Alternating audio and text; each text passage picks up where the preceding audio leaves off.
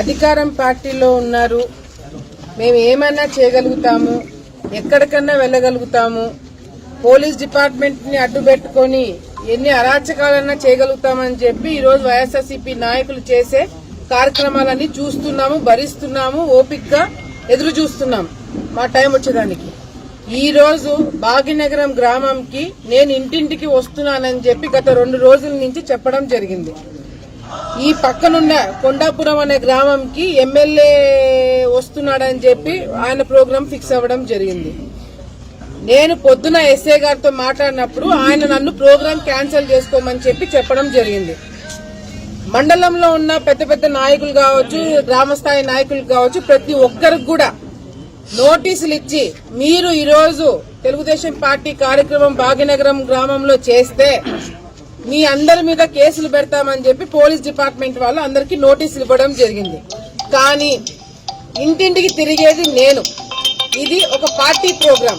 నేను ఇంటింటికి తిరుగుతున్నప్పుడు నోటీస్ ఇవ్వాల్సింది ఎవరికండి?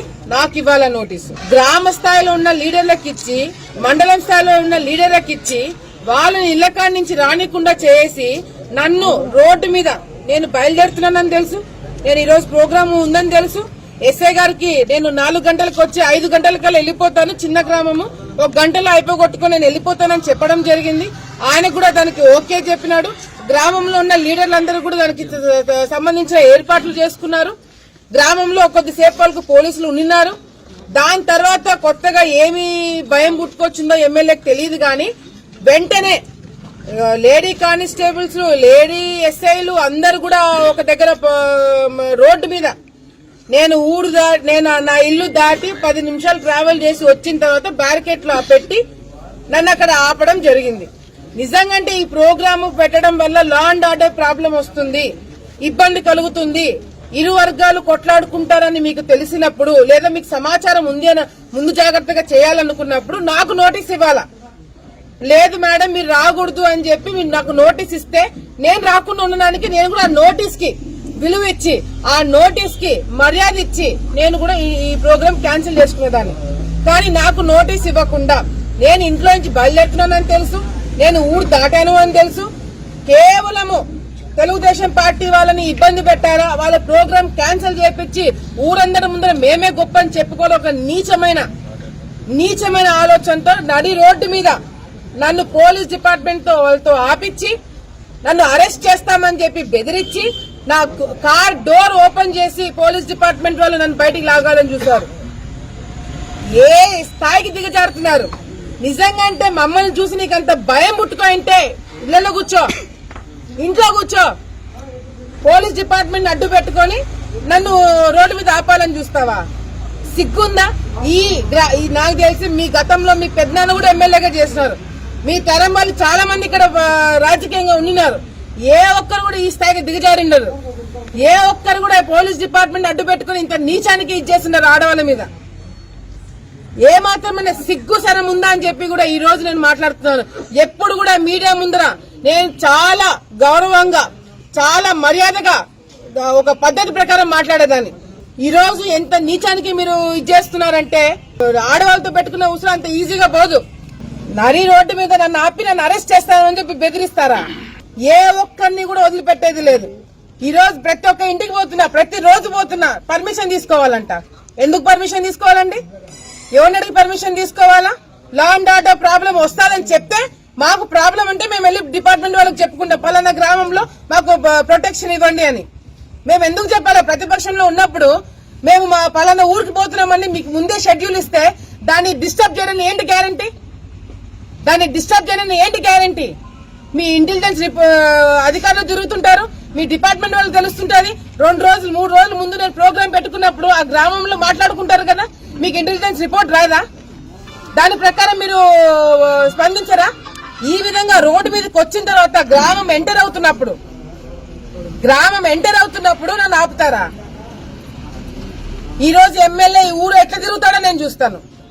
ప్రతి ఒక్కరు మాకు సంబంధించిన ఈ బూత్ లో నాకు మెజారిటీ వచ్చింది పోయినసారి. అందుకే ఏదో ఒక విధంగా డిస్టర్బెన్స్ చేయాలని చెప్పి ఒక ఆలోచన. మొత్తం ఊరంతా ఇళ్లకి తాళాలు వేసుకొని వచ్చి ఇక్కడ రాబోతున్నారు. ఎమ్మెల్యే ఎట్లా తిరుగుతాడో నేను చూస్తాను. ఈ ఇంటికి కాఫీ తాగడానికి వస్తానని చెప్పి పర్మిషన్ తీసుకుని నేను రావాలా? ఎవరిని అడగాలండి పర్మిషన్? ఎవరిని అడగాల పర్మిషన్? నేను ప్రతిపక్షంలో ఉన్న వాళ్ళు మా మీద అటాక్ చేస్తున్నారు, మా మీద కేసులు పెడుతున్నారు, ఆడ మోగా తేడా లేకుండా అరెస్ట్ చేస్తున్నారు. మీరు కేసులు పెడతామంటే మేము భయపడిపోతామా? అన్నిటికీ తెగించి ఈ రోజు రాజకీయాల్లో దిగినా, నేను అన్నిటికీ సిద్ధమయ్యే రాజకీయాల్లో దిగినాను. ఈ మీకు తిరగడానికి మీకన్నా ఎక్కువ హక్కు నాకుంది. ప్రజలు ఓట్లేశారని చెప్పి మాట్లాడుతున్నారు. ప్రజలు ఓట్లేసింది మీకు కాదు. మీ ముఖాలు చూసి ఎవరు ఓట్లేయలేదు. అయ్యో పాపం అని జగన్మోహన్ రెడ్డి గారిని చూసి మీకు ఓట్లేశారే తప్ప మీ ముఖాలు చూసి ఎవడు ఓటు కూడా వేయలేదని చెప్పి కూడా సందర్భంగా మీకు మళ్ళీ ఒకసారి గుర్తు చేస్తున్నా. భాగ్యనగరం గ్రామంకి ఈ రోజు మీరు చేసిన ఇన్సిడెంట్ ఏదైతే ఉందో, ప్రతి ఒక్క నన్ను అడ్డుకున్న ప్రతి ఒక్క పోలీస్ డిపార్ట్మెంట్ వాళ్ళకి నేను ఒకటే తెలియజేసుకుంటున్నాను, మీరు ఇబ్బంది పడతారు. రేపు పొద్దున ప్రైవేట్ కేసులు పెడితే మీరు చుట్టూ తిరగాల్సి వస్తుంది. మీకు సంబంధం లేని దాంట్లో మీరు విషయంలో జోక్యం చేసుకోకండి.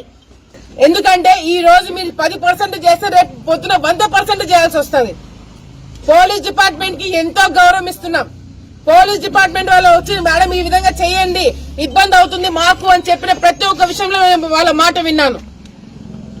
కానీ ఈరోజు నా రాజకీయానికి, నా వర్గానికి, నా ప్రోగ్రాంలకి మీరు ఎసురు పెడతారంటే చూస్తూ కూర్చోము మేము. నా వాళ్ళ ఇళ్ళ కాడికి పోవడానికి నన్ను అడ్డుకోవడానికి మీరెవరండి? ఏ హక్కుతో అడ్డుకుంటున్నారు? 100 మంది పోలీసులను పెడతారా? నన్ను అడ్డుకోవడానికి 100 మంది పోలీసులను పంపిస్తారా? ఏం తప్పు చేశామని పోలీసులు వస్తున్నారు? ఆ మహిళ కాబట్టి మహిళా పోలీసులను ముందు పెడితే చెల్లుతుందా? దేనికి పెడుతున్నారు ముందర?